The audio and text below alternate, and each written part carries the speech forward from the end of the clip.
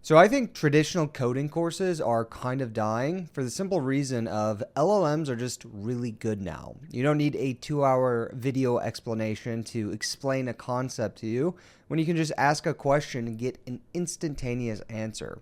And I think the way people are learning is also shifting. So naturally, I think courses in the course industry is going to sort of shift along with it. So instead of a long passive video, learning is going to become much more interactive. It's going to become more contextual and more conversational.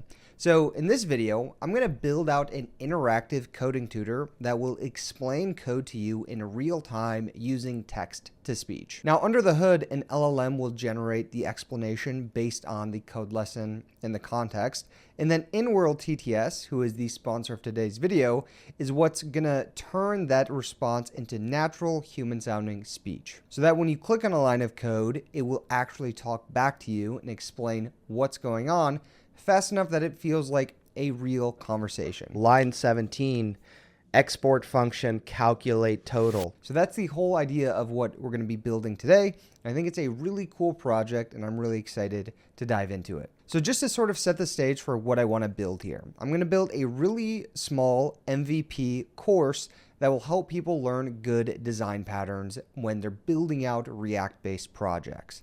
I think right now a lot of people are just AI generating code, and sure, it works, but it doesn't really scale. And as projects grow, things start to break, files get messy, and people don't really understand why, especially when they continue building on this project and prompting AI, and they develop a new feature, and then it breaks 5 different things. So with that being said, there's 5 concepts that I want this interactive course to teach. As you see, a couple of them are React specific, like component hygiene, hooks done right, but React really isn't the point here. The goal is to sort of hammer home software development, design fundamentals and design principles using, React as the vehicle. What I see a lot, especially from newer front-end React-based developers, is that they tend to jump straight into building features without fully understanding why certain design decisions matter. And you end up with things like these massive God components and really tightly coupled logic and code that is hard to test, hard to debug when errors come about, and then just hard to reason about in general. So that's what this platform will be about, teaching those base level principles in a practical React focused way. And I've had this idea for a while, especially as, I've seen the course industry shift more towards interactive learning. And that's when Inworld reached out to me about a collab,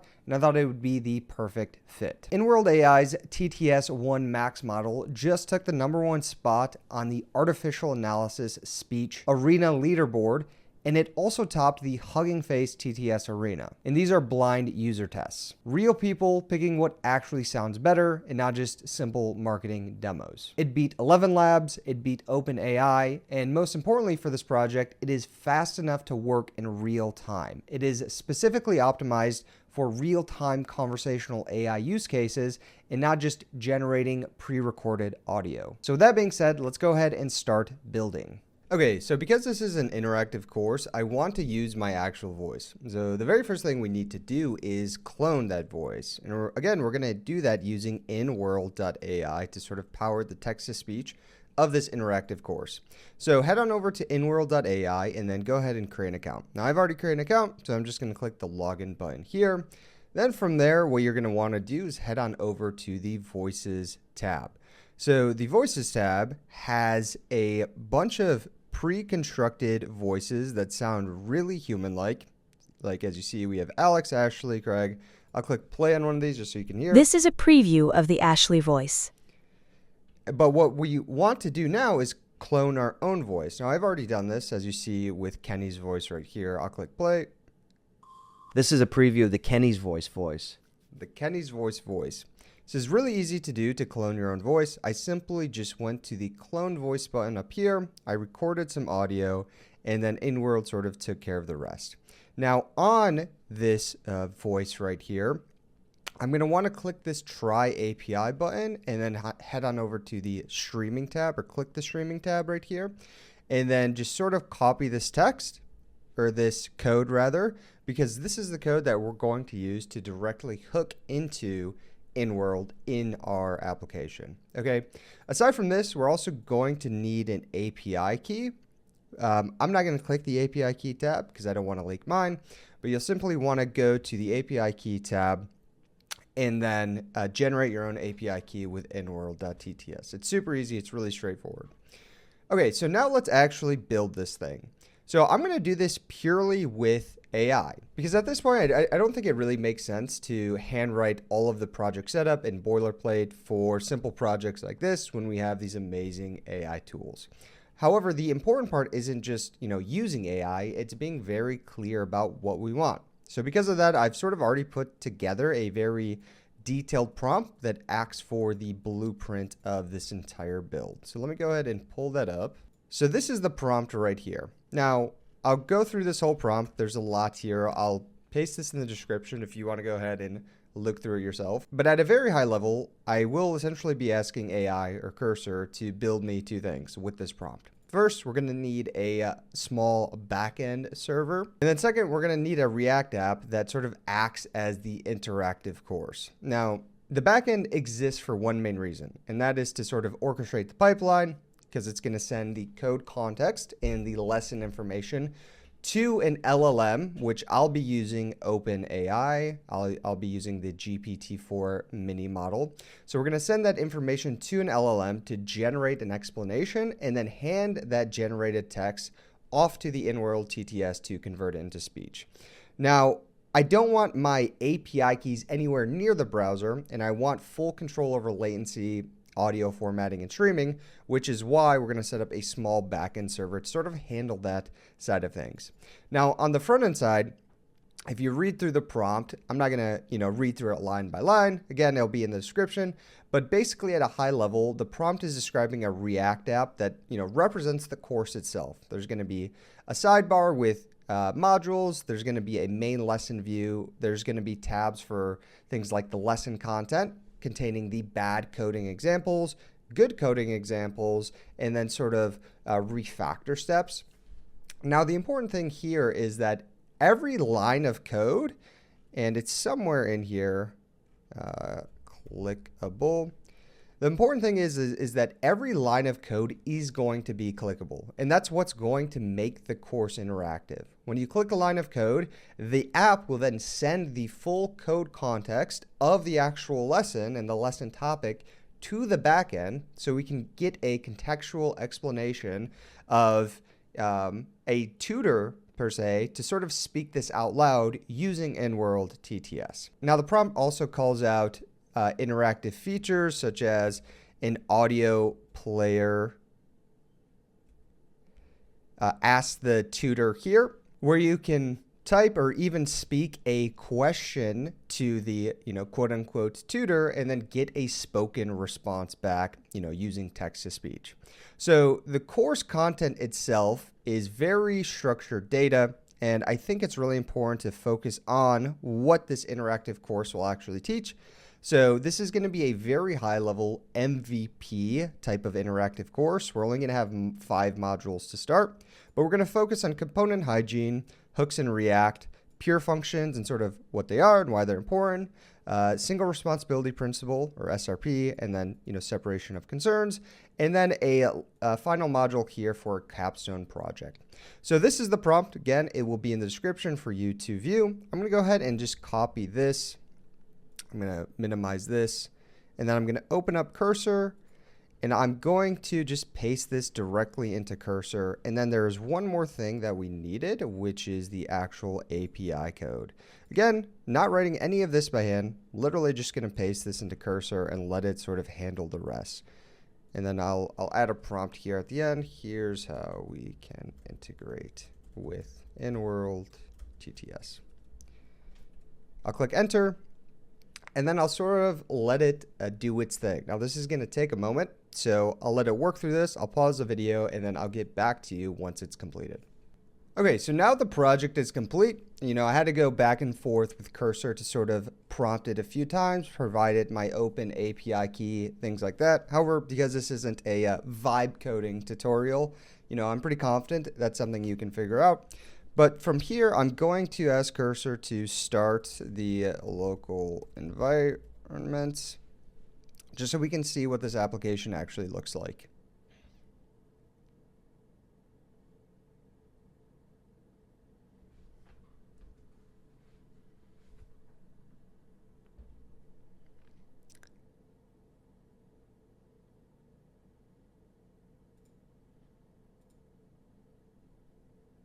Okay, cool. So it's running it on our local host here. I'm actually just going to open this up in a separate browser just so it can be full screen. But we have these 5 modules here. If we click through each one of these, they seem to be, focused on the concept that I really wanted to kind of drive home and teach. And each lesson has the bad example, which is the anti-pattern, the refactor steps for how you would actually refactor the code, and then a good example, right? So, doing what you should be doing, opposed to the actual anti-pattern. Now, the key interaction is that I should be able to click a line of code in the bad example or even in the good example, and then AI or an LLM will sort of generate a response for why that line of code is quote unquote problematic. So I'm going to click this line 14 here, and it looks like AI is thinking, sort of generating the response. And then after this, Inworld TTS should actually speak. Line 14 contributes to the God component anti-pattern because it mixes data processing logic with the component's rendering logic. By calculating the total directly within the component, it increases the component's responsibilities, making it harder to read, maintain, and test. Instead, this logic could be abstracted into a separate function or component, focusing solely on calculations, which would improve clarity and maintainability. Keep up the good work. Keep up the good work. So yeah, I think that was a really good explanation. I think in this case, might be overkill to pull this out into a separate function. However, the principle is sort of there, right? We would want to pull this out to sort of increase maintainability and testing, and maybe this total logic might expand, and grow larger and larger. And pulling it out into a pure function that we can test would just be the correct move here.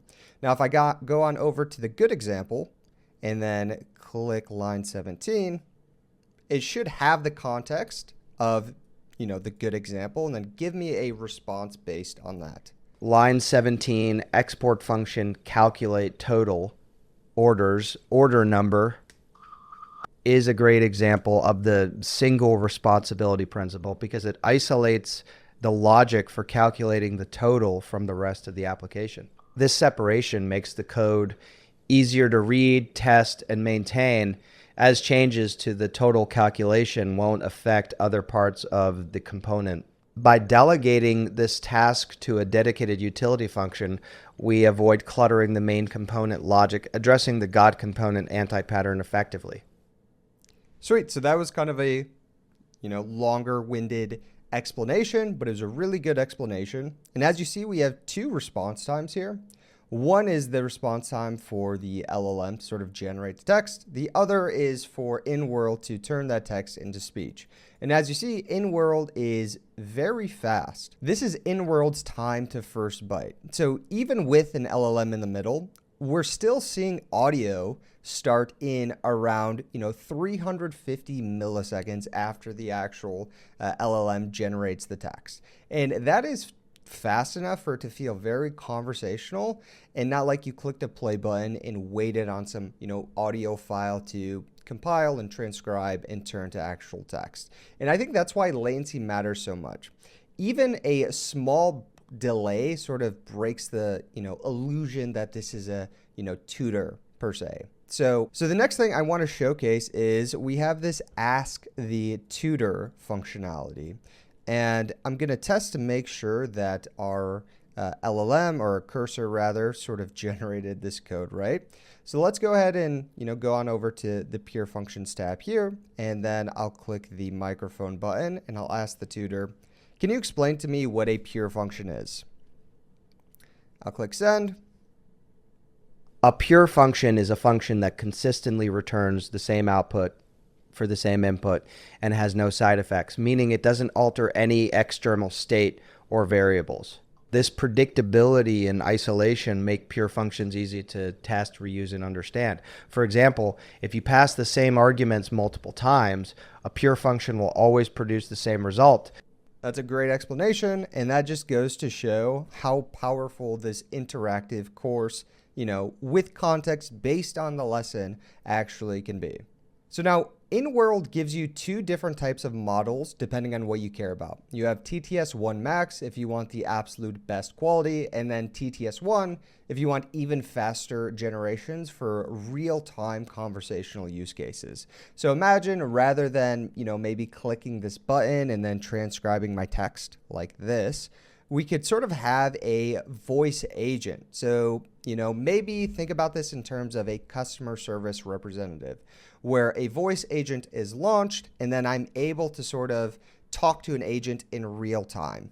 That could be the correct pick if you want a more, real-time conversational use case.